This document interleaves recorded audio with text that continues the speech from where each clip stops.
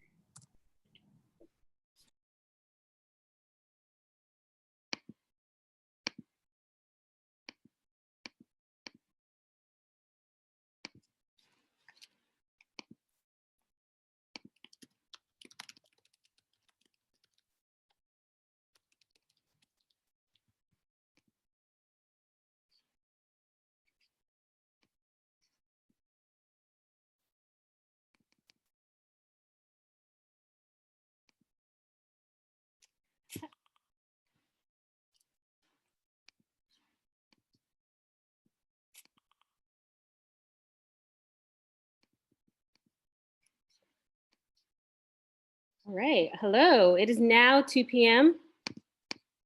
Eastern Standard Time. You have joined the Justice and Mental Health Collaboration Program Orientation Webinar for fiscal year 2020, Purpose Area 1 grantees.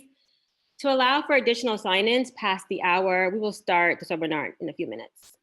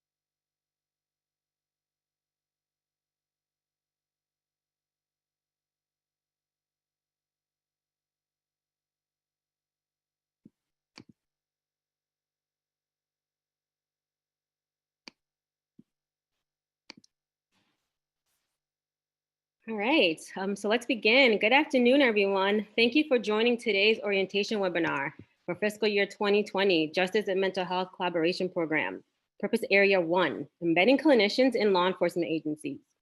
My name is Laura Fabius, and I'm a policy analyst at the Council of the State Government's Justice Center, and I'll be monitoring today's webinar. Next slide, please. To give you an overview of today's webinar, we will do introductions to the Bureau of Justice Assistance and the Justice Center. Then we will provide more information on the Justice and Mental Health Collaboration Program, followed by information specific to the Purpose Area 1 grants. Then we'll talk about the planning and implementation guide and the technical assistance process, and hear from a past grantee about their experience. At the end, we'll have time for questions and answers. And at any time during this webinar, you can choose the chat box function. You can use the chat box function.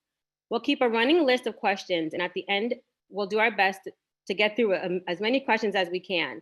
And we can follow up by email for questions that we have not addressed on this webinar. Next slide, please.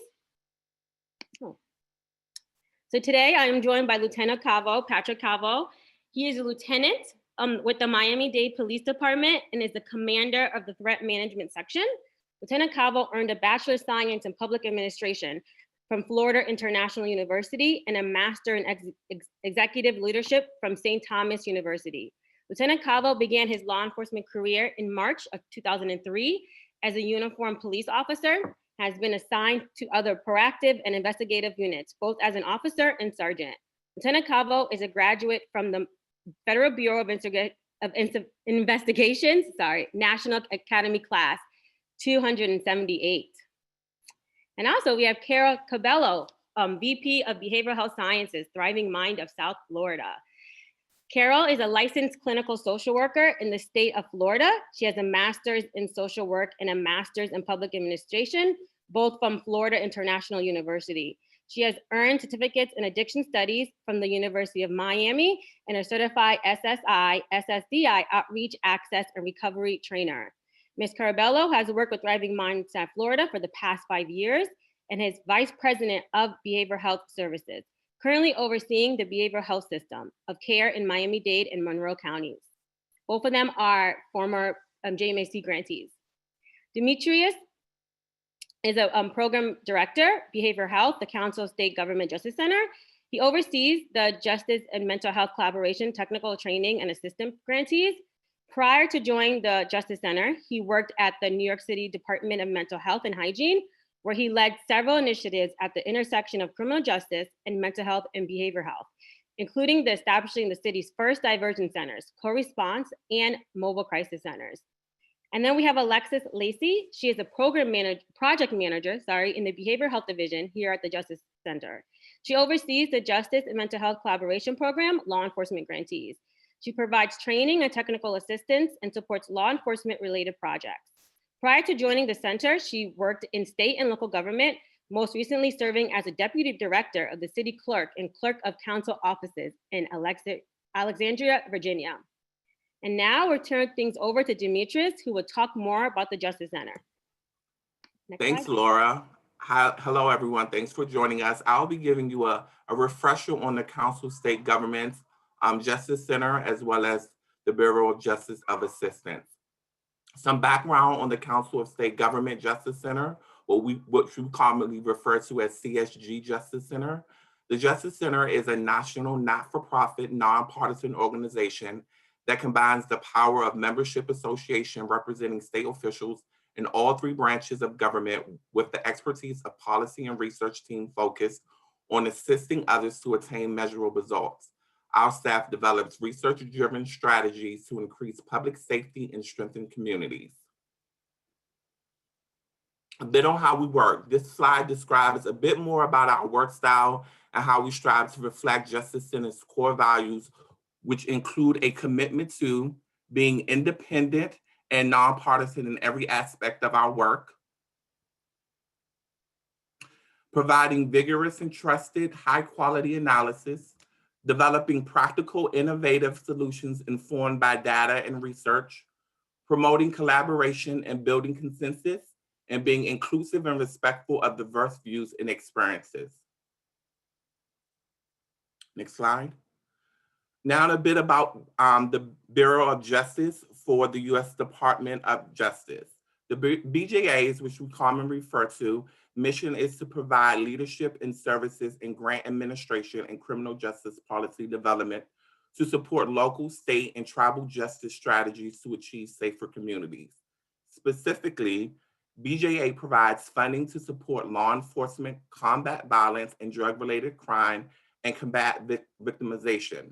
Throughout the development and implementation of policy services and sound grants management, BJA strengthens the nation's criminal justice system and restores security in communities.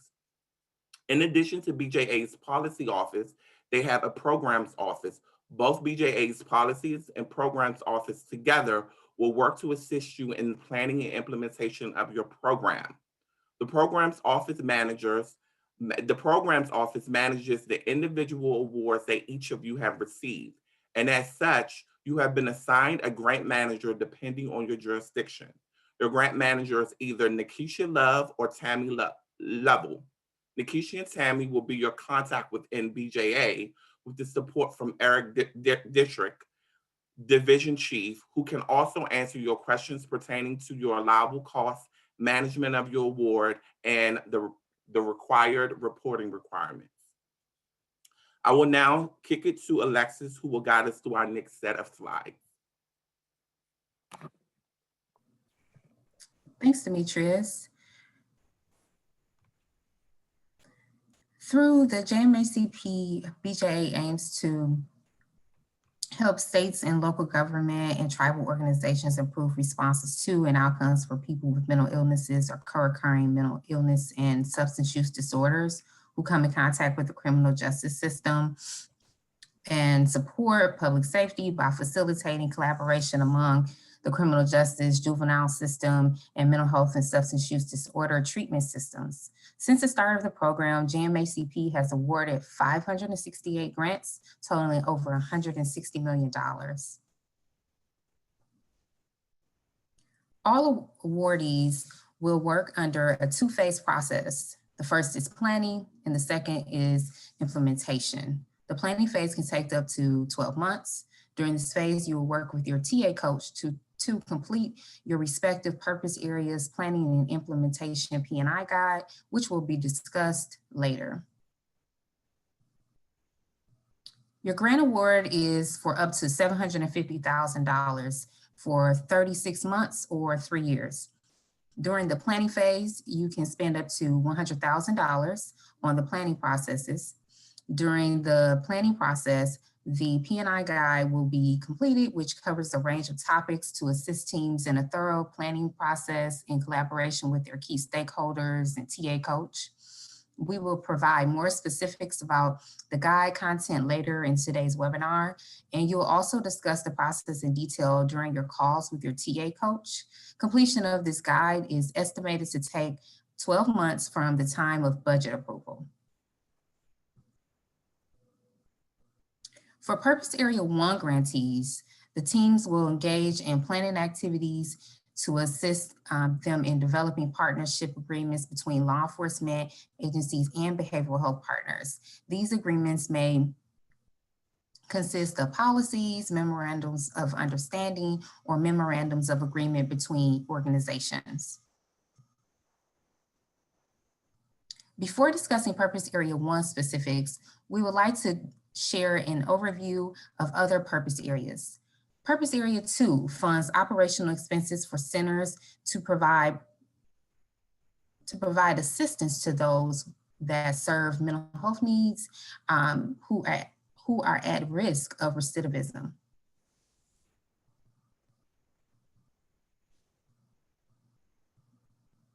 Purpose Area 3 supports law enforcement and prosecutors to respond to and mitigate threats of targeted violence.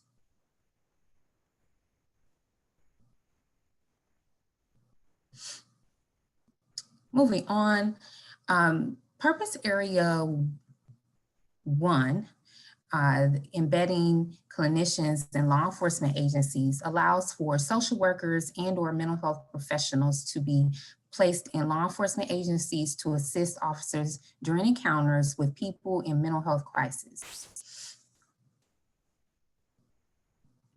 So on this slide, you can see a list of all of the Purpose Area 1 grantees, which shows there are 16 grantees within this cohort.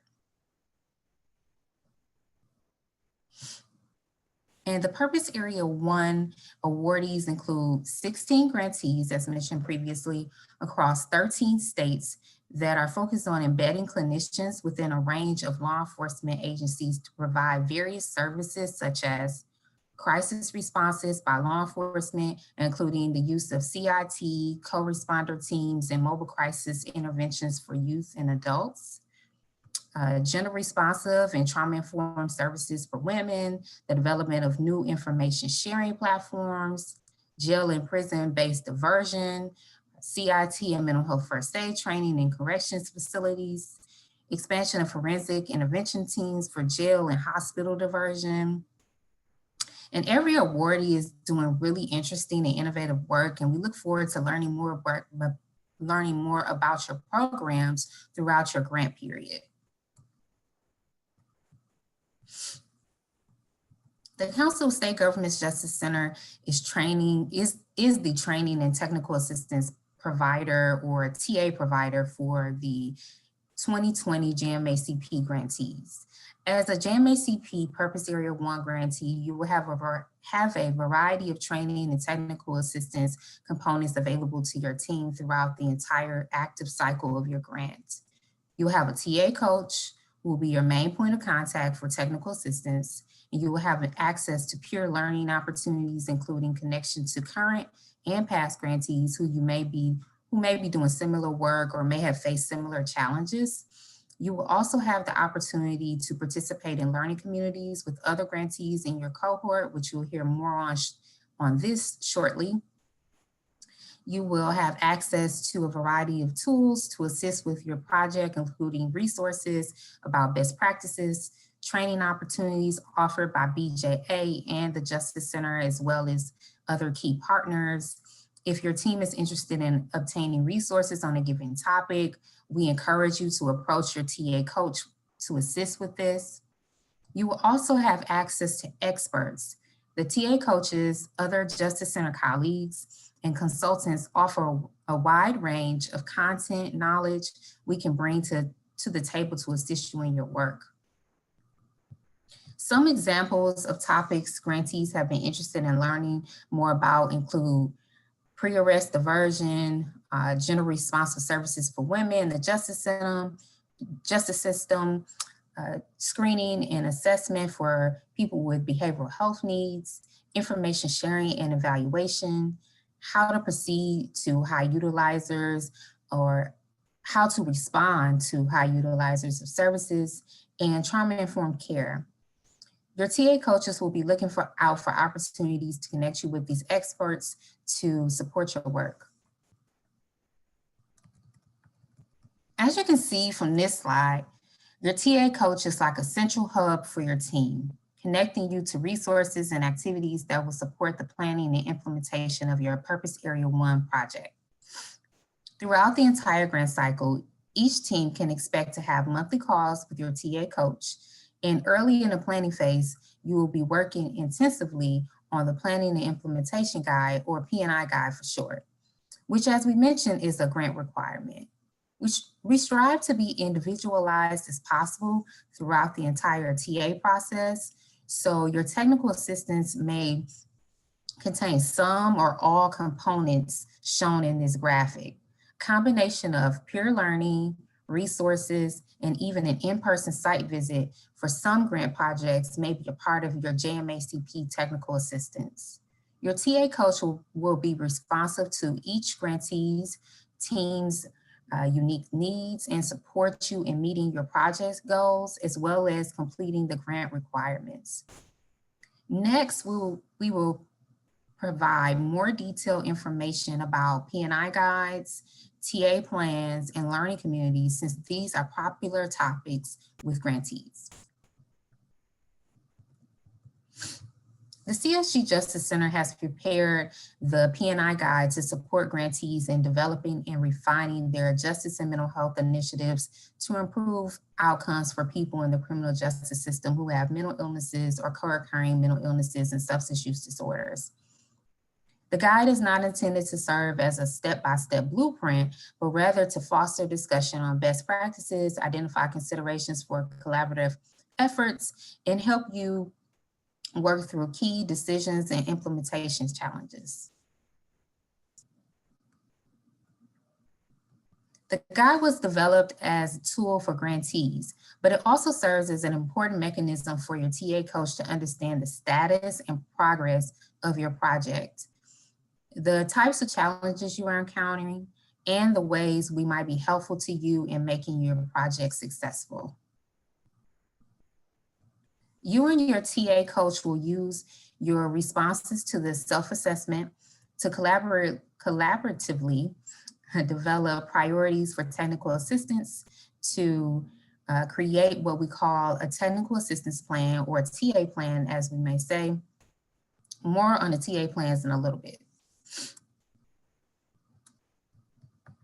The guide itself is divided into 7 topical sections, each with questions, exercises, and discussion prompts. The self-assessment questions and exercises are built on evidence-based principles and emerging practices. You will be prompted to write responses, attach relevant documents, and complete exercises for each section.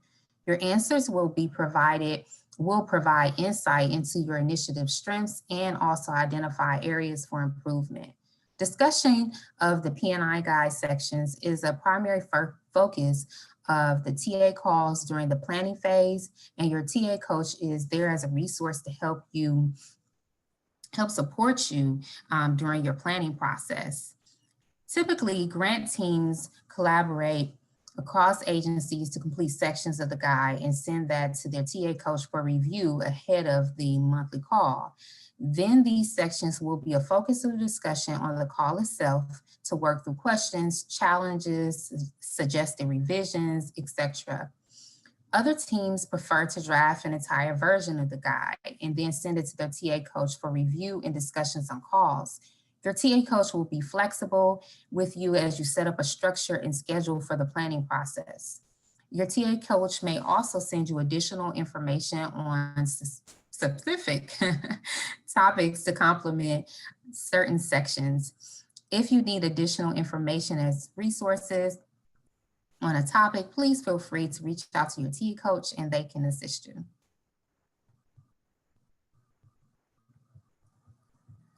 I would like to highlight various sections of the P&I guide, and I'll briefly describe each section. So section 1, goals.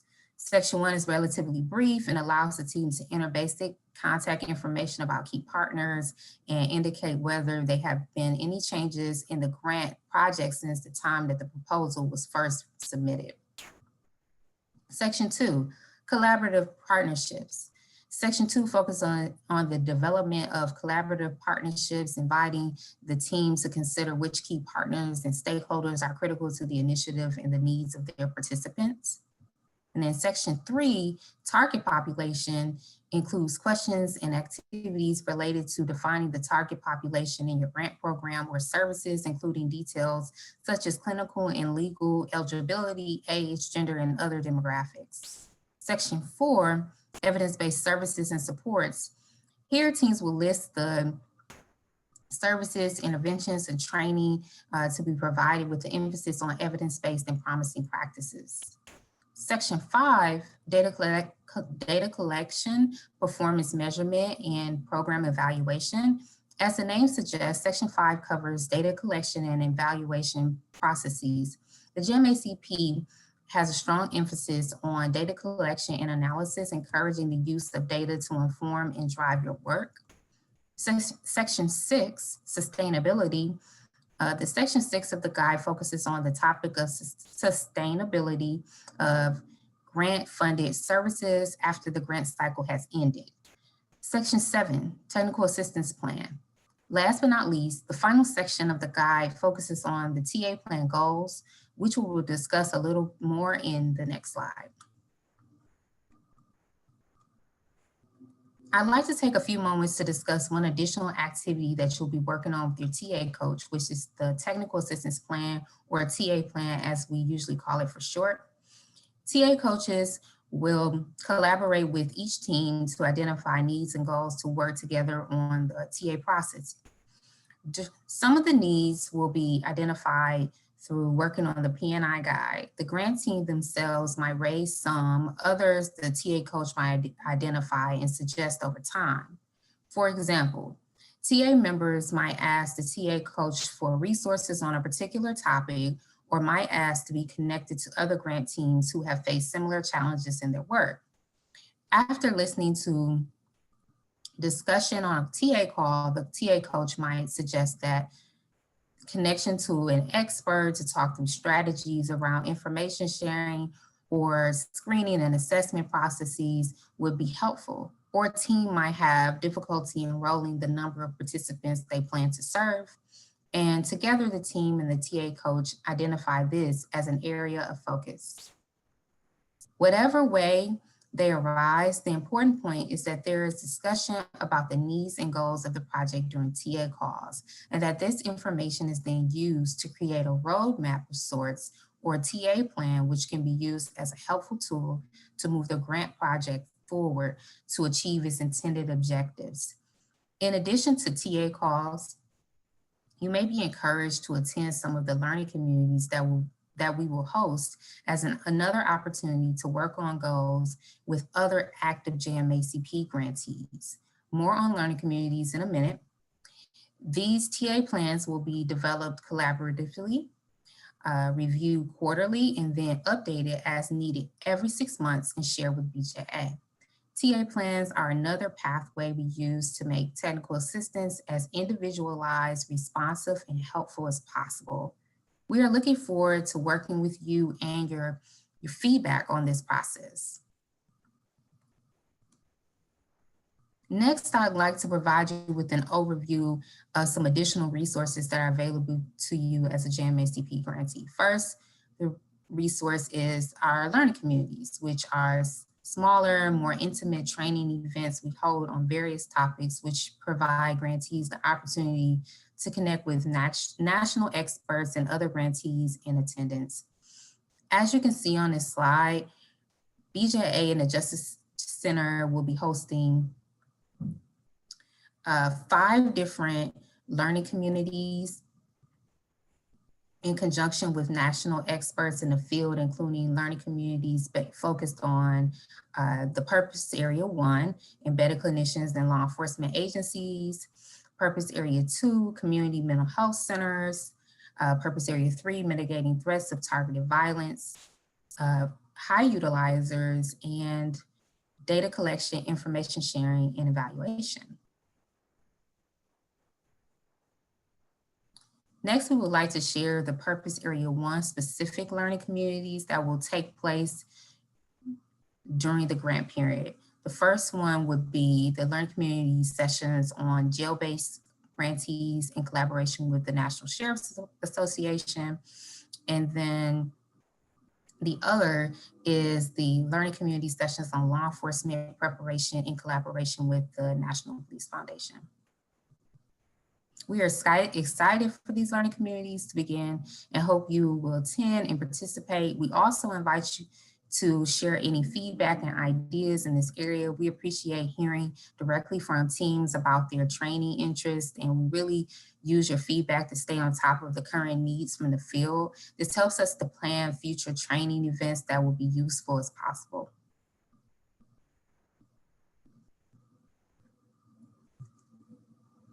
Now I'm going to turn it over to Laura. Thank you. Thank you so much, Alexis. Now I'm going to turn things over to Lieutenant Cavo and Carol to discuss their experience as a JMHCP award recipient. Good afternoon. I thank you all very much for this opportunity. Alexis and Laura, we appreciate this to be able to show the good work that we're doing and that we're still trying to do down in the Miami area. As mentioned, my name is Patrick Calvo. I'm a police lieutenant with the Miami-Dade Police Department. A little bit of background on the Miami-Dade Police Department. We have about 3,200 sworn officers and about 1,700 civilians. We service a population of approximately 2.8 million residents, and we have about over 2 million tourists and visitors to our city. We represent the Sheriff's Office. The Miami-Dade Police Department is the actual Sheriff's Office for the area, and the unincorporated area represents about 1.2 million in our population. Between the last 3 years, the Miami-Dade Police Department responds to anywhere between 7,000 and 8,000 and over 8,000 mental health related calls for service.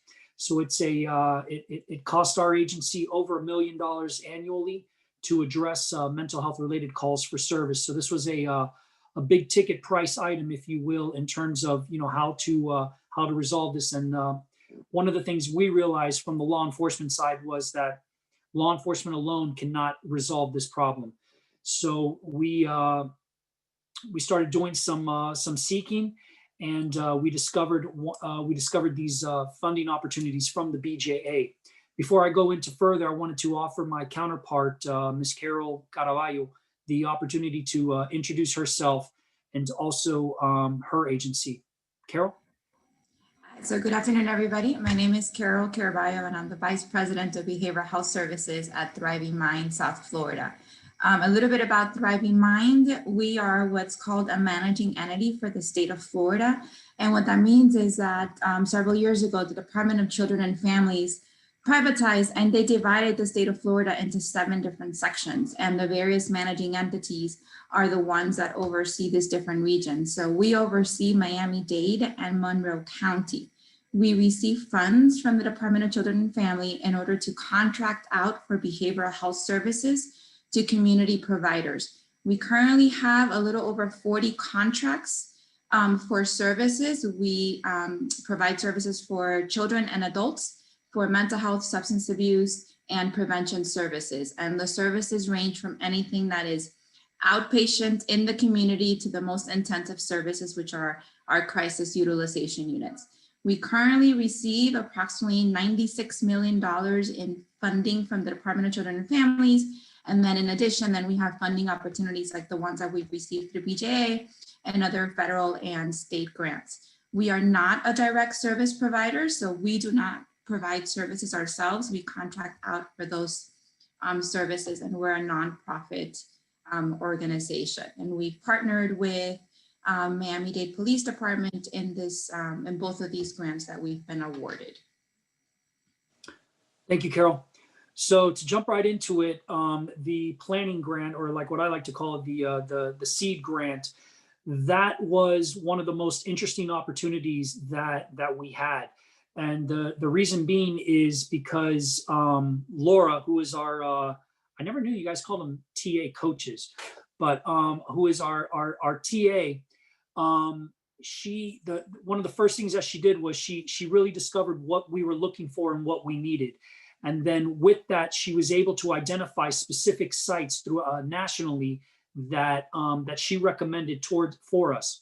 So that's one of the things we did with those funds was we went to about 5 different sites, law enforcement agencies. We went over to Phoenix. We went Phoenix PD. We went to Portland PD. We went to Houston PD. We went to LA PD, and we went to Seattle PD. And basically, rather than reinventing the wheel, we learned from some very progressive law enforcement agencies, what were they doing? And for my law enforcement counterparts that are on the line, it's kind of like when you're going through your training phases, you act like a sponge, and you just suck up the good things that you find throughout, your FTOs. So that's kind of what we did with all the different law enforcement agencies, where we went there. We listened to them. We were very gracious. We listened to what they did and to their program and how their program was unique to their area of responsibility. And then we took that information and then we were able to bring it down into the Miami area, because one of the first things we noticed when we did all these site visits is every site has different laws, different rules, and different regulations. So we kind of had to massage what everyone else was doing and to make it work within our area of responsibility, the Miami-Dade area. So the site visits were a tremendous help in the sense that we were able to develop a strong foundation, through good organizations that have already gone through what we were trying to get into. The second thing about the planning grant that we had, which helped me because I'm a police officer when it comes down to it, so I'm not really good with some other things, but we were able to contract an evaluator, and basically her role was to look at everything that we were doing and to make everything that we were doing really sound and look intelligent, because she was able to put it all into a nice book and everything like that, and a packet. And when she put it on paper and you reviewed it, you're like, man, we are doing some good stuff. So the evaluator was very beneficial, if I may, because she's an outside perspective. She was an outside perspective looking in on what we were doing, and she was making sense of it. So while we were moving 1,000,000 miles an hour with this opportunity, because you have a time limit of this funding opportunity, while we were moving 1,000,000 miles an hour, this evaluator helped out tremendously. And then what kept us grounded was Laura, our TA, because we would go onto a site, we would come back and, we would openly discuss with her during our monthly meetings how awesome Phoenix was and what Phoenix did, how awesome Portland, Houston, LAPD, so on and so forth. And what they did And then we had open conversations of how we could apply some of their specialties and some of their model and make it into our model. And what Laura was able to do was, because of her experience with a national experience with other law enforcement agencies, she was really able to keep us focused in on, all right, well, try to work, if you guys try to focus on this way, or this is what another group did and they were successful. So it worked out really, really well in terms of the planning grant. So for those of you that are on the planning stage, that's the fun time. You know, you're going to be able to go out and really learn what nationally what some other programs are doing, and it's really going to help guide you and plan you into the right direction. Why did we do this, and why did we jump into this? I know every agency and every city and municipality has their own different reason, but for us it was pretty personal. We got the grant because we realized that we needed to address this problem, because it was costing us a lot of money, and a lot of our uniform officers were handling a lot of calls for service. We were averaging about 22 calls for service. It was taking up about 33 hours a day with 2 uniform officers handling these calls for service. So back on February 13th, 2018, a bunch of local stakeholders all got together, a lot of really, really smart, intelligent people, behavioral health specialists, doctors, clinicians, you name it. They all came over to the Miami-Dade Police Department headquarters. And we had back then when we were allowed to meet face-to-face, we had a really large meeting with over 50 participants. And we did what we called a sequential mapping. And that's where we broke down every single one of our specialties, and we identified what did we need, you know, and we identified through the sequential mapping that the one common denominator that every single entity that participated in this was information sharing. That was the most important thing for us, was how to share information. And then, as I'm sure you all know, on February 14th, 2018, the massacre over at Margie Stoneman Douglas High School occurred, which really just poured a lot of gasoline into what we were doing, and just truly demonstrating the need for law enforcement and for the behavioral health community and professionals to really start working together. So in June of 2018, the Miami-Dade Police Department formally announced the creation of the Threat Management Section, which I've had the privilege to serve in, and it's been an awesome experience to be able to do the work that we're doing. And I never thought cops could do this type of work, but with the help of the behavioral health professionals that we have, it's amazing what we can do. And going back to that informational sharing component, one of the things that we realized that law enforcement and behavioral health professionals, they were interacting with the exact same population that everyone's interacting with. We were interacting with the same people, yet we were never talking, or we were never sharing this information with each other. So, you know, basically the right hand and the left hand never knew what was going on, you know, during our day-to-day practices. So we focused in on information sharing and what were we going to do and how to solve that. And of course, coming from law enforcement, being in the public sector, we're an open book. You know, in the state of Florida, we have Florida State Statute 119, which is a sunshine law, which means every single word that we write down on a piece of paper, it's subject to public record and public inspection. So in terms of sharing information, we realized we have a tremendous amount of information, over 8,000 documented incidences where law enforcement interacts with the same population that the behavioral health specialists are working with, yet we never shared that information. So that was the one thing on the law enforcement side that we committed to, that we would share. But then came our big brick wall that we hit. And I'm going to let Carol talk about it because it's her fault. Okay, so yes, it's my fault. So us behavioral health providers, unfortunately, we have all kinds of privacy laws and regulations that we have to abide by. HIPAA, 42 CFR, and you know, all kinds of other rules and regulations where we cannot share information. We cannot provide somebody's PHI to a police officer. And though, like, you know, Lieutenant Calvo said, he can share with us everything that he has, all those 8,000 encounters that he has. He could give us all that information, but I can't tell him anything in return. So what we decided as an organization is that we went back to our attorneys and said, we have this problem. We have been working with Miami-Dade Police Department through this planning grant. There's some things that we want to do. We want to work together to really help out our community and be able to serve them better. But how can we do this when we cannot share the information that we have, so that the next time that they come across these individuals, they can divert them to services instead of them taking them in to custody or something else. So our attorneys looked at our release of information, the one that we use for all of our current providers, and they took a look at that and they reviewed it.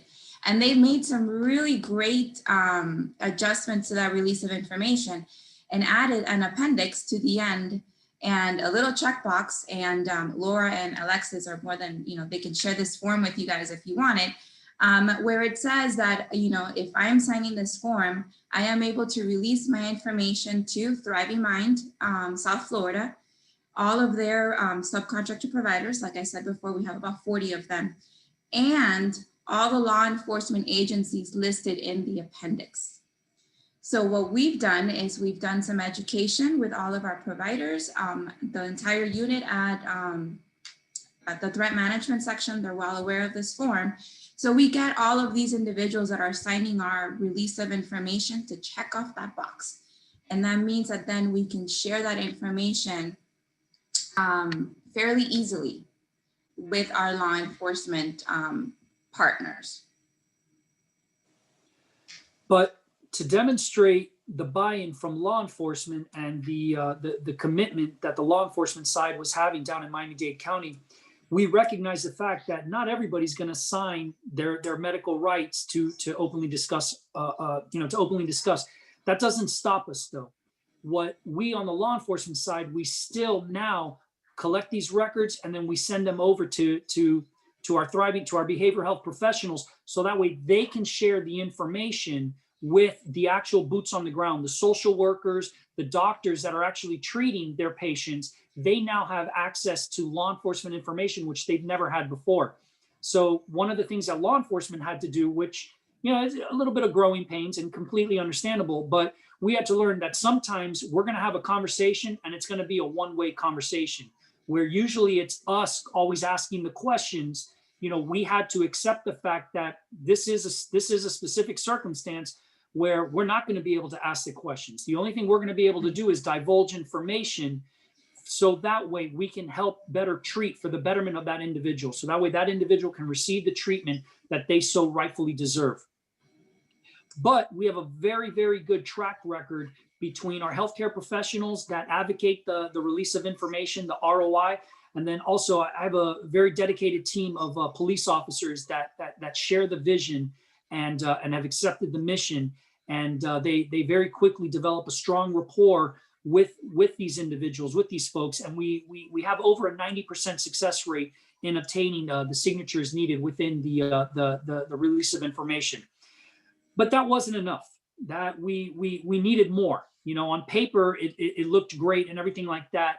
But we needed more, like I said.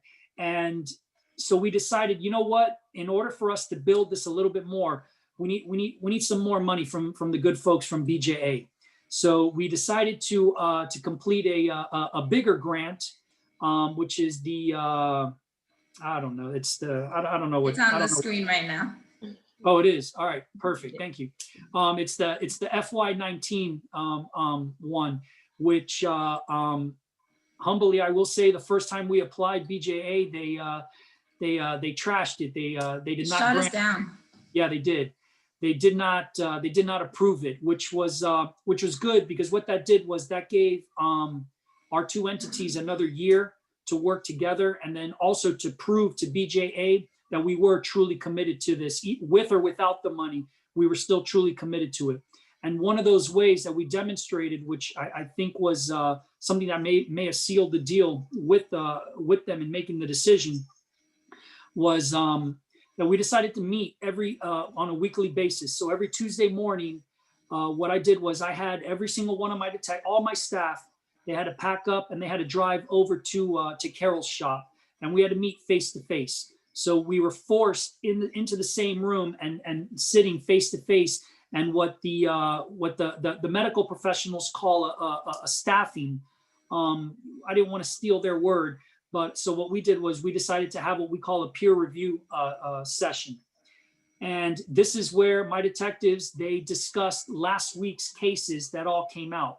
So they identify individuals that that may benefit from a care coordination. And then the detectives openly discussed with the professionals. And Carol was forced, because you had a bunch of cops showing up into a conference room. She was forced to bring her staff, and we started talking, and we started collaborating, and we started sharing information. And it has really become our secret sauce to our success, and to the reason why we were really making a difference within our community. And just more proof at what a great job we were doing, not to pat ourselves on the back, but then more individuals, more entities started wanting to jump on board with us. So the Department of Children and Families, they have an adult section and they have a child section. We have representatives from the adult section, Adult Protective Services, Child Protective Services, that jumped on board. The organization that is responsible for our foster care system in Miami-Dade, which, you know, I just learned today that 80% of foster care children all suffer from PTSD. They're now part of our collaboration. We have Florida International University, the University of Miami. We have our jail diversion program participates, which is out of our 11th Judicial.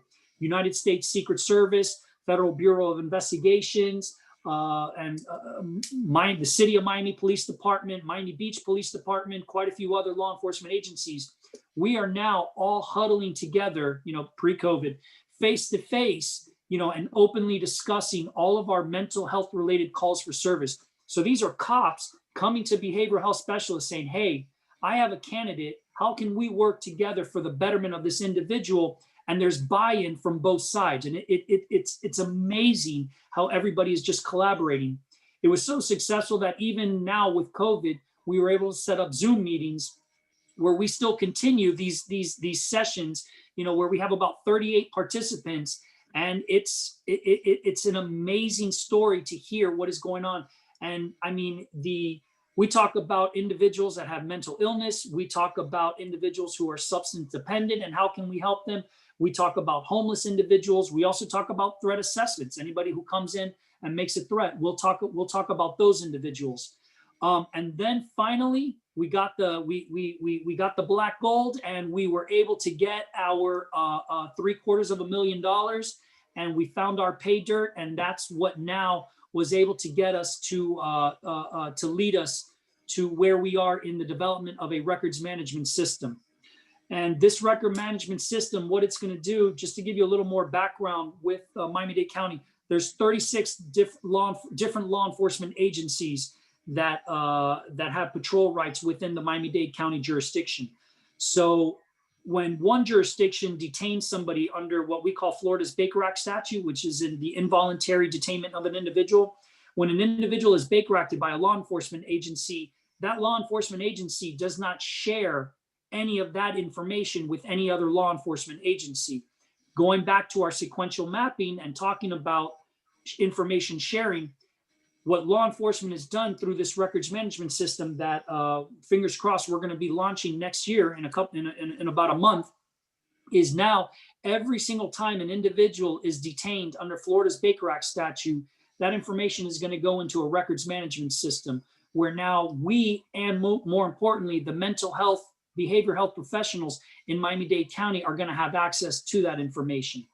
So that's where this FY19 has come together, because now we're going to be able to identify what we classify as high utilizers or frequent flyers to the 911 system. And then now our detectives are going to be able to, through the system, are going to be able to identify those high utilizers. And then I'm going to use my favorite word. We're going to proactively engage those individuals, okay, bring them to the attention of the behavioral health specialist, link them to services through care coordination, and in return, hopefully be able to reduce the calls for service, okay, and then also get this individual to be able to manage and live at a healthy state. Yep. Carol? Yep, I'm going to go into the second part of our of what we're doing with our fiscal 19 grant. So we're also hiring 2 corresponders, 2 licensed clinical social workers that are going to be detailed out to the threat management section. These 2 individuals are going to be Thriving Mind staff. And the reason that we did it this way is because we want them to have access to our database. So since we fund these different programs and services in the community, we get all of that information as to the services that they're receiving, their frequency, and what those services are. If the corresponders were hired out of the police station, we wouldn't be able to access that information unless we have a signed release. In this manner, the corresponder can still access the information because they are a Thriving Mind employee. They're just detailed out. So Patrick talked a little bit about our peer review sessions. The one agency that he forgot is the school system that also participates. Miami-Dade County Public Schools also participates in our meetings. So what we do is my staff that's there, and I have children's staff, adult staff, child welfare staff, and housing staff. What we're doing is those coordination of services. And now with the corresponder that's actually starting on Monday, and she's going to be detailed out to the unit on Monday. She's going to be able to go out with the detectives and be able to do those follow-up responses. So once the person's out of their crisis, we want to make sure that they're linked to services, that their appointments have been made, and that they've gone to their appointments, and that we're continuing to assess them and make sure that all of the needs that they have, the behavioral health needs, housing needs, things like that, are all being met. So we are excited for Michelle, our co-responder, to start next week and start doing some of those activities in the hopes that we are going to see a decrease in those calls for services for these individuals, the 911 system, a decrease in the need for those high-end level services, those crisis services, and get them linked into the community and get them stabilized and not having to utilize these services. So we're really excited about this piece, which is new for us. And I jokingly say we're kind of, building the plane as we're flying it. This is new for us. And one of the things that, we've learned through our site visits is we've looked at other corresponder models. We looked at Houston, and we looked at Portland, that has an amazing corresponder unit. So we've taken some of that information that's been provided to us, and we've been able to apply that to what we're doing down in Miami-Dade County. And it also, made us realize that we're headed in the right direction, with what it is that we're trying to do down in the county. So. And just to kind of wrap it up and move on, one of the coolest things that we had throughout this entire process, because this is the grant world, and I'm not used to dealing with any of this stuff, and I have I have to deal with my day-to-day operations, and then Carol, she has a huge staff, and she has to deal with her everyday thing. One of the coolest things was that monthly phone call that we had with Laura, our TA, where we were able to kind of stop and talk about everything that we've done with the prior month, and she was able to capture it. And then based on the information that we were discussing, she would then connect us with anything that would help us if we hit like a speed bump or if we hit like a wall. So case in point, we were talking about the look of the records management system and how to keep it simple, so that way when officers log on, we don't want to make it too difficult for them, because they're out on scene and they're having to deal with what they have to deal with. So immediately, first because of her experience, and then also just because of how awesome she is, she was immediately able to identify that there was that there was a law enforcement agency, St. Louis PD, who they developed an online-based platform of a records management system. So she would hang up with us. She would then do some background work, and then she would follow up with an email within a little too quick for me, but within a week. She would follow up with a link, so that way then we could meet with virtually. We could meet with St. Louis PD, and then they showed us their records management system, and it was very helpful and promising, because we were able to see, all right, this is something that this is what we envisioned, but we were able to see it actually out there in real time operation. And then we had an amazing lieutenant that was willing to talk about the mistakes that they made.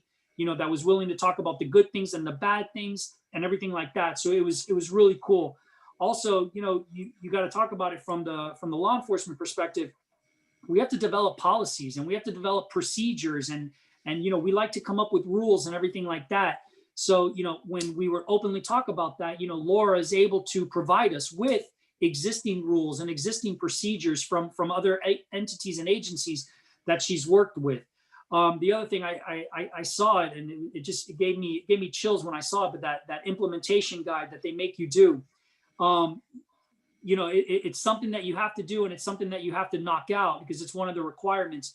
But being able to lean on your TA with that implementation guide, and every so often we would send her, you know, our progress, you know, and then just getting the feedback and the reassurance that, yeah, we are doing it the right way. You know, yes, we're, you know, change this, you may want to add this, or you may want to delete this. There's a lot of things that, you know, she was able to interpret for us that, you know, we just had no clue what was being asked of us, but she was able to put it in, like, you know, normal human being language, and we were able to move forward with it. So it's, but we lucked out because we were able to keep Laura. I don't know what happened. We were able to keep Laura for 17 and for 19. So it really worked out. And, you know, she's basically become like our undocumented stakeholder in this project as well. So I just wanted to leave you with that. You know, don't be shy talking to your TA. They're just a wealth of knowledge, you know, and you know, sometimes they respond really, really quickly, which kind of puts the ball back in your court. But, you know, as long as you can get over that, you're good to go. You're in good hands.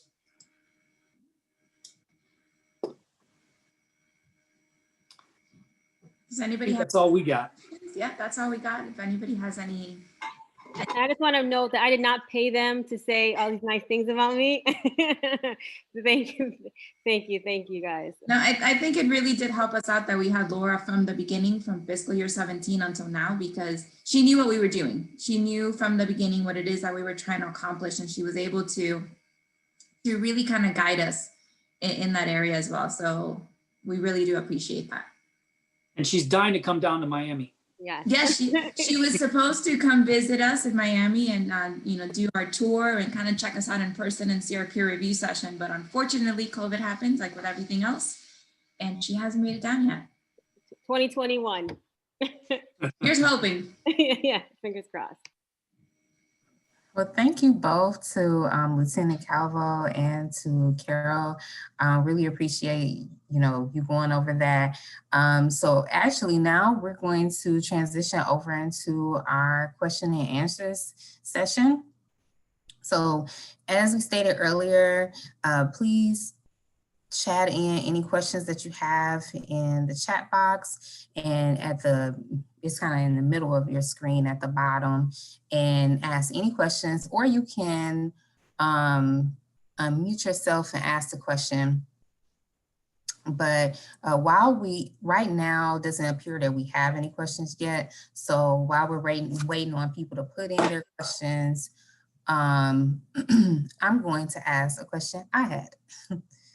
So I know that you all did a lot of work in order to build the collaborations that you have, but one question that I feel like will be helpful for the incoming grantees that are working on embedding clinicians in law enforcement agencies is to speak a little bit about, from both of you all's perspective, you know, as a behavioral health provider and also being in law enforcement, on some of the things that one or the other doesn't know when it comes to understanding the culture of being a behavioral health provider, or the culture of being in law enforcement, that you had to kind of learn in order to build your collaboration.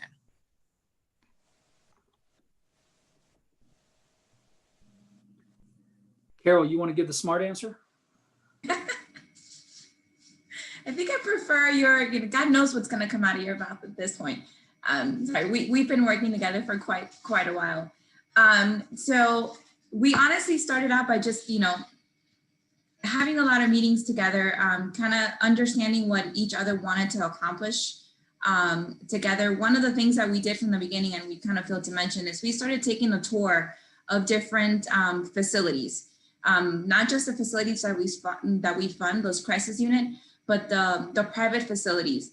And we went together, kind of explaining what it is that Thriving Mind does and explaining what Lieutenant Calvo and his section wanted to do. And we met with those hospital directors and those, those individuals that make the decisions. And we wanted to explain what our collaboration was, what we were trying to accomplish. And we explained to them what our wonderful release of information was. So that when we are working on a case together, we're able to receive some of that information. So I can't even tell you how many different facilities we went to, but we did we did the tour for a good year and tried to visit with all of these individuals so that they get to know who we are. And we wanted them to see our face and to, put a face to the name so that we can work, more collaboratively in the future. And we really want to do that again, because I think, as we know, there's a lot of staff turnover, especially in the behavioral health field. So we really want to keep doing that and making sure that everybody's aware of what it is that we are trying to do. Patrick? And then from the law enforcement side, I've had the privilege to meet with virtually with the chiefs of police throughout Miami-Dade County, and just kind of planting the seed with them, to talk about the benefits of what our Dakota, which is the records management system, how the benefits that it's going to do. I mean, look, from a law enforcement side, anytime we can reduce calls for service, that's a win-win. Because in addition to calls that we're responding to specifically with when we're talking about mental health related calls for service, there's a higher probability of a use of force occurring. Even though I'm very proud to say, and I'll brag about it every day to anybody who'll listen, out of the I think it was like 8,573 calls for service last year that the Miami-Dade Police Department responded to, it only resulted in 14 uses of force. So the CIT officers that are trained and that are responding are doing an amazing job. But nonetheless, that's just one agency out of 35 others. So we have to start having those open discussions, that the benefits of being, you can't really say that it's going to be a cost savings, because no matter what, you're still paying those officers to be out on the road and to patrol the streets. But having those discussions of being able to reallocate those officers and those entities to other issues that are occurring throughout the city, that's where you get that's where you get the buy-in. When you're talking about the safety to the public, and then also the officer safety component that comes in, that's another one of those buy-ins that you can get from them. And it's something that that just by having a clinician working side by side with a law enforcement professional, it's amazing. Law enforcement, we have a very limited scope in terms of what we're able to do with mental health related calls for service. But then when you add the power and the professionalism of a licensed clinician social worker to come in, at first, it's really hard, especially for us in our profession, to let outsiders come in. But when you see the benefit that a clinician brings to the table and can resolve situations out on scene, by doing these on-scene assessments, it's a game changer, and it's a game changer for our profession, especially down here in Miami-Dade County. If I could add, you see Patrick is wearing his uniform today, but I wanted to make a point because it came up in one of our conferences that we were both listening in before. There's a stigma, right? When a police officer shows up to your home, a person's in crisis, usually the person in crisis ends up in handcuffs and then gets put in the back of a police car. All of the detectives in the threat management section are plainclothes detectives. So when they're going to a home and they're doing their follow-up visits with the clinician that's going to be coming up, they're in plain clothing. So it's, some of that reduction and that stigma in that area. Patrick didn't mention also, but there is also our Board of County Commissioners. Also, I don't remember if it was last year or the year before, they allowed for the formation of a task force. So I don't know if you want to go into some of that. Sure, Carol. So we had to go before the Board of County Commissioners, where they granted a resolution where essentially they allowed all the law enforcement agencies to work with my agency to get this collaboration going. And I mentioned it before, where we have the second largest law enforcement agency, which is the City of Miami Police Department. They came on board. So, basically the two largest law enforcement agencies in Miami-Dade County are now working together, and they're sharing this collaboration. So it's once we launch this online application, where officers are going to complete the involuntary forms needed to detain somebody, it's all going to be online, and it's going to be much quicker and for the officer. So that way it's going to be less time on scene, and then it's going to be able to electronically be submitted to the hospitals, which is where Carol's part comes in, and talking about the touring of the hospitals. We had to talk to them about the benefits. So now, before an officer just shows up to one of the hospitals, they're going to know that they have somebody incoming, and this is the background of that individual.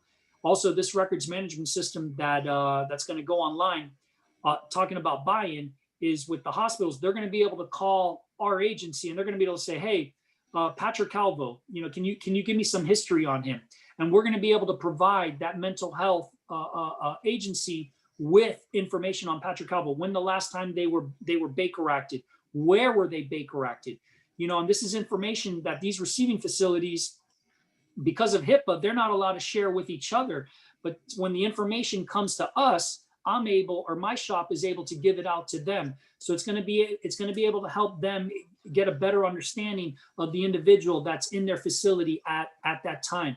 So it's a win-win for the law enforcement in terms of it's going to speed everything up with the report writing process, but then also it's going to be able to help out the receiving facilities with additional information that they've never had before. Yeah, okay. So we have one other question. How long did it take you to complete the guide, and did it involve the entire team? So it probably took us about a good year. So you guys mentioned it earlier that it takes them about 12 months or so to complete. The majority of it, I'm going to say it was the lieutenant and I that did this. Our evaluation, the evaluation section of that was done by the evaluator that we do have that's going to be working on this grant. And some of the housing questions, I kind of, took my housing staff and asked her for some of her input. But it did take about a good 12 months, because on top of that, we were kind of developing our policies and our protocols that you also have to attach as part of the guide. But BJA was very quick to approve it once we turned it in and give us whatever feedback that we needed. So we're lucky and happy that that is done and over with. And then there's those quarterly reports that we had to do as well. Those are fun too. Yes, and for everyone's reference, the quarterly reports that he's referring to are the PMT reports that are required by BJA. One other question. During your planning phase, did you make any subtle changes to your project based on any findings or site visits? So yeah, one of the first things we realized was that going into it, as I mentioned before, that because of the Sunshine Law in the state of Florida, we're an open book. And one of the things that we recognize is that although we are subject to public record, we still have to respect the fact that we're interacting with individuals that are diagnosed with a mental illness, and it's not their fault. They didn't pick to have an illness, and there's nothing that can be done for them to control it. Right? There's no cure to it. They have to manage it. So out of respect and compassion for knowing that this very well could be my brother, my sister, my mother, my wife, anything like that. One of the things that we decided to do was, and this had a lot of this still gets a lot of people a little jittery about it, but we made the conscious decision to allow the managing entity to run the records management system.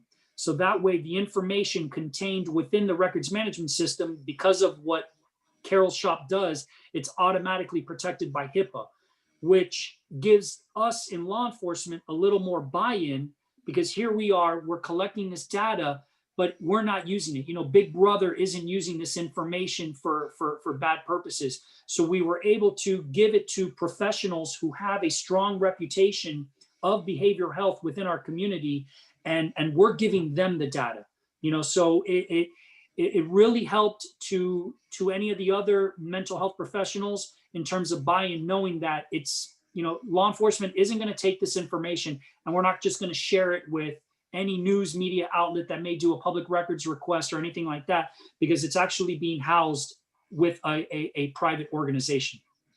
And also the threat management section, the information that they do receive from us or from the mental health providers, it is not used in any criminal investigation that might, you know, a person might come across later on, or even during the time that TMS is interacting with that individual. So. Yeah, the detectives that work in our section, they're not allowed to make arrests. So that's another commitment that we had to make. You know, we had to make that commitment. You know, that the information that we use, you know, that we get, we would not use it to subject an individual to being arrested. You know, I mean, there are times where arrests have to be made because, you know, our job is public safety.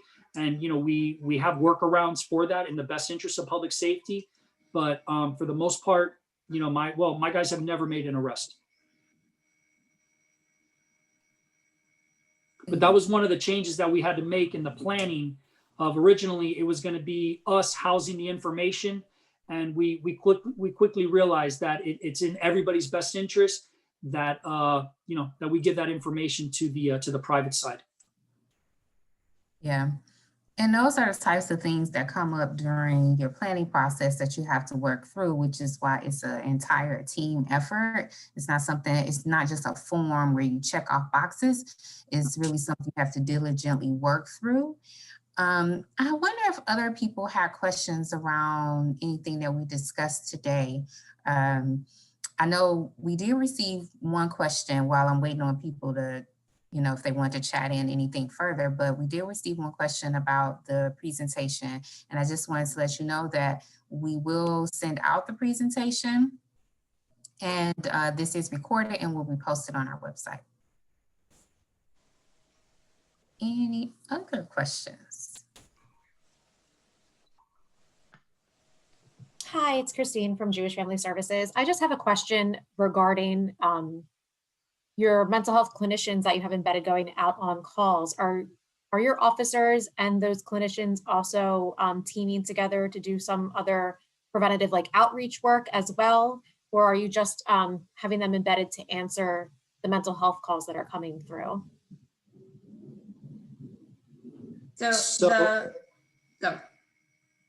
So what we're doing right now, and it's a manual and tedious process.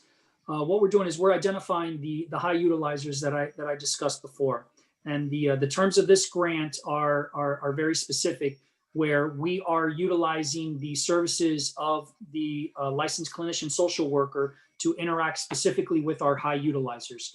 So right now we are manually identifying our high utilizers, and then the detectives and the clinician go out and they interact with that individual.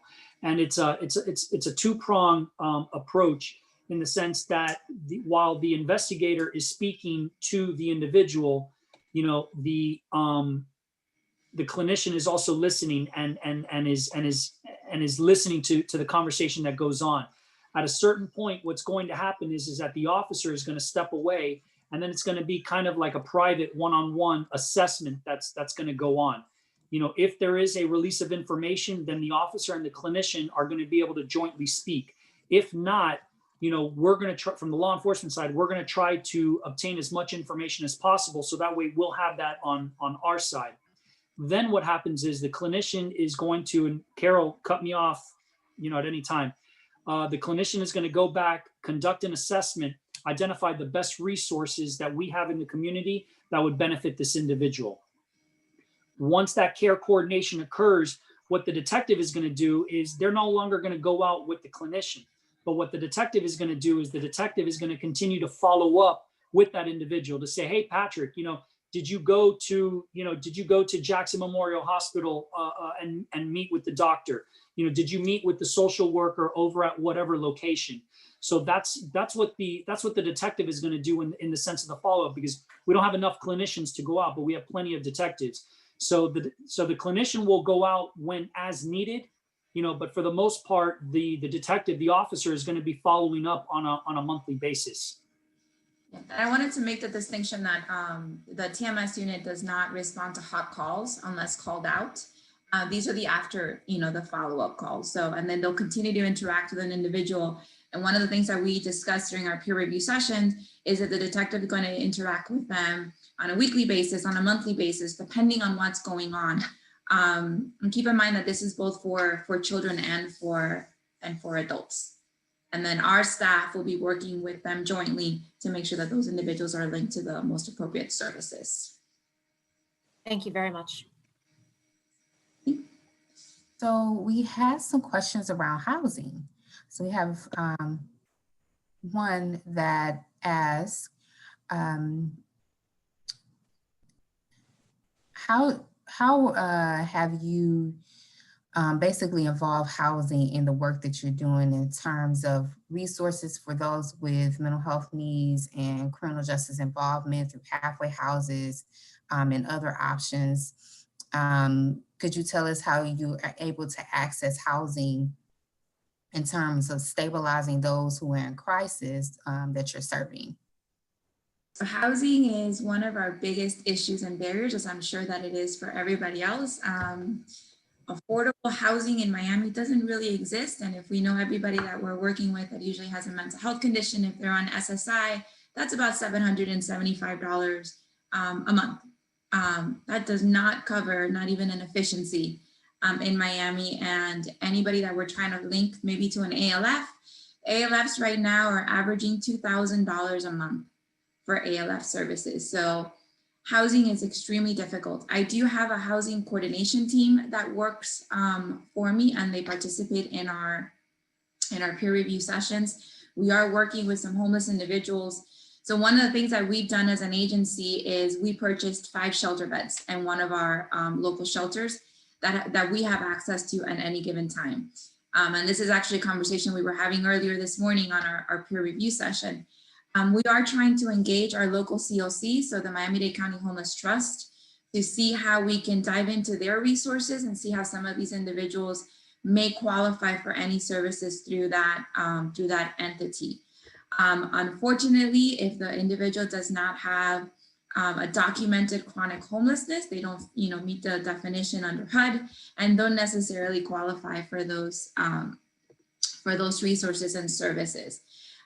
We as an organization have some funding that's provided to us under what we call transitional vouchers, and it's to help somebody transition from deep end services and into the community. Unfortunately, the funds are not, they're limited, right? So we have to be very careful with who we're funding and how much we're funding, because we're in December and our fiscal year starts in July, and we've already pretty much expended the allotment for the year. We've prorated for the year. So it's very, very difficult. We've talked about partnering with some organizations where maybe we can have 2 individuals kind of bunk together. We've worked with our own residential programs and independent housing programs that are in the community, but housing is something that we struggle with constantly. And we try to get as creative as possible, but if anybody else has some other ideas as to how you're handling some of the housing issues in your area, I am all ears and willing to steal some of those ideas so that we can serve some of these individuals, because it is extremely, it's extremely difficult to do so. Okay, and the second part to that question around housing, which you basically kind of hit on, was how you brought them on to your team, which you explained how that collaboration was already kind of in place. Does anyone have any other questions?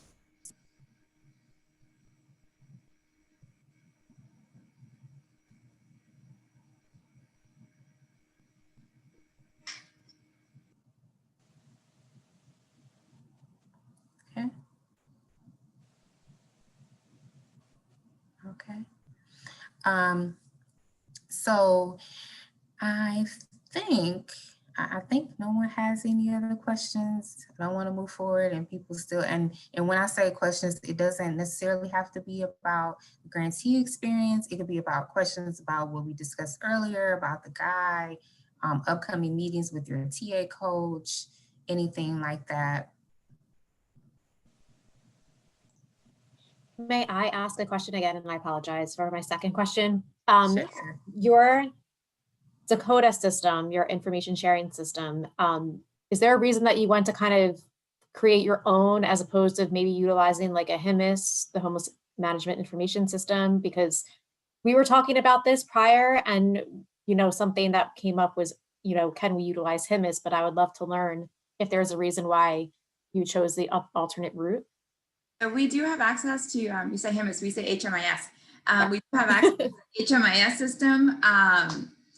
But one of the things is we have our own internal database system that's done by Knight Information Systems, and they have created our database. And that is where all of our providers, those 40-something contracts that I talked about, they deposit all of their information into this one system. So it really, made sense for us to just build an additional, piece to the system. So that same agency that's very familiar with us, very familiar with how we work and how we collect data, is now going to be able to create this database system. Those forms, those Bake Rack forms that are going to be filled out, all that information is going to be captured by Knight Information Systems, and it's also going to be merged into the information that we have. So we're going to have all the behavioral health information, the new information that's coming in from law enforcement, and with the idea that once they fill out those forms, the officer is going to get kind of like a pop-up that says, okay, Carol is currently receiving services with Banyan. Take her to Banyan if she's in crisis, so that we'll be able to have that continuity of care for that individual. The HMIS, if I'm not mistaken, has multiple different systems or platforms or whatever they're called, and they're not all the same, and not all the agencies have the same.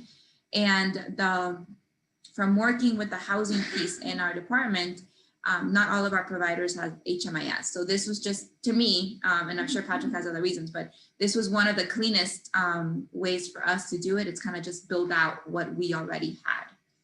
Oh, that makes perfect sense. Thank you. You're welcome.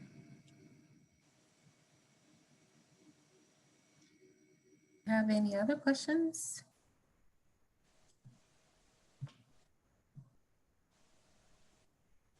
I do have one other question for you all. As it relates to, I know earlier when you were answering a different question, you mentioned that, the grant has very strict parameters around the work that you're doing. Speaking to that, what are some gaps that you see that exist that you really can't touch on because of, like funding issues or just collaboration issues that you've noticed? So I think as far as our corresponder, if we could have maybe, I think one of the things that we've noticed is that we can expand her scope of work and not just necessarily focus on those high utilizers as we wrote in the grant. I think that would be beneficial. A lot of the cases that we do discuss on our peer review sessions are threat assessment cases. And though there's, there's issues with mental health, but that's not necessarily the primary reason. They're not one of the high utilizers that are coming in. So I think that's one of them. Patrick, you were going to say something else? No, I agree with you. It's I think more and more now, the more that we're working closer together, I think we realize that we narrowed ourselves too much in the wording within the application, because we, like Carol said, we limited ourselves to just high utilizers, and there's so much more now that we're operating. There's so many more lives that we can touch, with this model going, that, we cut ourselves short. Once the funding opportunity is over, we can then expand upon it. But I really think that was one of the gaps where we cut ourselves too short. And we also have to be very mindful as far as our research and evaluation piece, that what we're doing, that we can, go back and measure and see that we're meeting some of our outcomes. So sticking to one population was good in that sense. But then, like we said, our cases vary. They're kind of 50-50 as far as who's mental health and who's threat assessment. And one of the things that we've noticed about these cases, the majority of the children's cases that we have are threat assessment cases. Yeah, that's one of the things that your TA coach can help out with. And I'm sure Laura has been very, helpful to you all in this area, is really trying to navigate some of the nuances to, well, not really nuances, but the parameters around your grant and what you can and can't do and those types of things, and even helping you if you need to do modifications to help you through that process as well. Yeah, we didn't know what we didn't know. I know that we already know that we have to make some adjustments to like budget or things like that, because when you're developing a record management system, we can guesstimate how much that's going to cost, and that's not necessarily accurate. So there's some different things that we definitely have to talk to Laura about, and some changes that we do need to make to like budget or things like that. So Laura, you'll be hearing from us soon. One other question that came in is, does your agency have a better standing or relationship with the general public regarding mental health issues since you started your CIT program?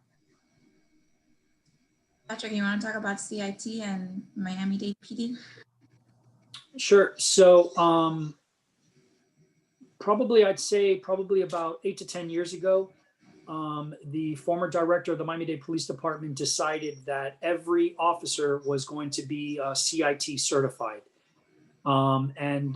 It's really paid a lot of dividends. It was a really smart decision that in the academy, which I know it goes against the traditional CIT model, but in the academy, every single one of the training officers went through the 40-hour CIT course within our, but we run our own academy, so we were able to make that adjustment. So what we have now done as an agency, because we are trying to better that.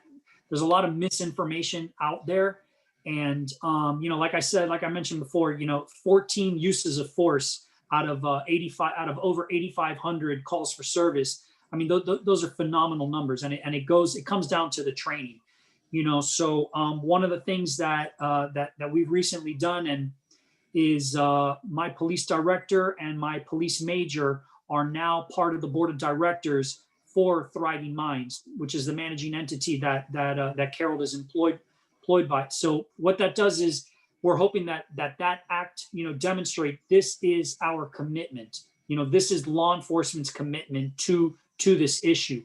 Last month I had the privilege, and I'm very excited that I was asked and accepted to the board of directors for the NAMI chapter of Miami. So now I'm part of the local NAMI organization that we have down here in Miami. So slowly but surely, we, from the law enforcement standpoint, we're trying to truly embed ourselves with behavioral health professionals, and going back to what I said originally in the beginning, where we showed up at Carol's office, that was big, that because a lot of times it's, hey, you need to come to us. We're the big guy, we're the big organization out here. And that just was, it wasn't the right approach, and it's not the right approach. So what we decided to do was we came to them saying, listen, this is our problem. We need your help to help us, solve this. And I think it's those steps that we're making, that eventually it's going to spill into the community, because it's only going to make us better at what we're doing. It's going to make us better communicators. It's going to help make us better understand, what we're facing and how everything is not a criminal matter. So, and Dakota is really going to force every other law enforcement agency in our community to recognize, hey, look at this benefit. By us, all we're doing is just simply inputting information. Look at the turnaround. Look at the benefits that we're going to get. And I think slowly but surely, it's really going to build the buy-in. What do they like to say? The wraparound buy-in that is needed in Miami-Dade County. And I have to give huge kudos to the lieutenant and to his detectives, because they have been able to form these great relationships with those individuals that they're serving and their families. So now all of these family members and individuals have the detective's cell phone number. So instead of calling 911 or calling, you know, whomever they're calling the detective, and the detective answers the phone at any hours of the day and is there to really be able to assist these individuals. That's not something that's really heard of, you know, and it's an amazing, and it goes towards that, building those relationships with the general public when they know that this officer is there not to arrest you, you know, not to punish you, but really to provide support and get you the help that you need. So maybe at some point we're able to share with you some of these amazing cases and results that we've had, because honestly, we're extremely proud of some of the things that we've been able to accomplish for some of these individuals. So I see a joint 2021 site visit, all these grantees, and then we could just all go to Miami. Labor Day weekend. Oh, you don't want to come later. Not Labor Patrick even puts everybody on takes you out on the marina and takes you out on the MDPD boat, and you know, does an entire cool. I haven't been on the boat yet. Carol, this is being recorded.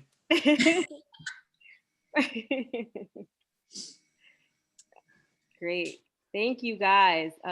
Thank you guys. This was really, really great. You guys gave so much great information, and I'm soaking it in as your TA coach. I'm like, oh yeah, you guys did do that. You guys did do that. I've been working with them for the past 4 years. So sometimes, you know, like you hear, like you're working with them, so you don't see the progress, but when you say it out loud, it's great. You guys are doing some great work in Miami-Dade, and I'm excited for your, you know, people who live in Miami-Dade. I'm excited for the police and the behavioral health clinicians, because, you know, change is coming and it's good. And I see all these law enforcement agencies and sheriff's office, you know, wanting to make these changes. And I'm very happy to be on the TA coach side and be able to see it. I know it brings joy to my team when we hear great things and we can share with BJ all the great work that you guys are doing. So the next slide. So we have some resources available for these new agencies. Please go look over the website, go over it. If you have any questions, please reach out to your TA provider.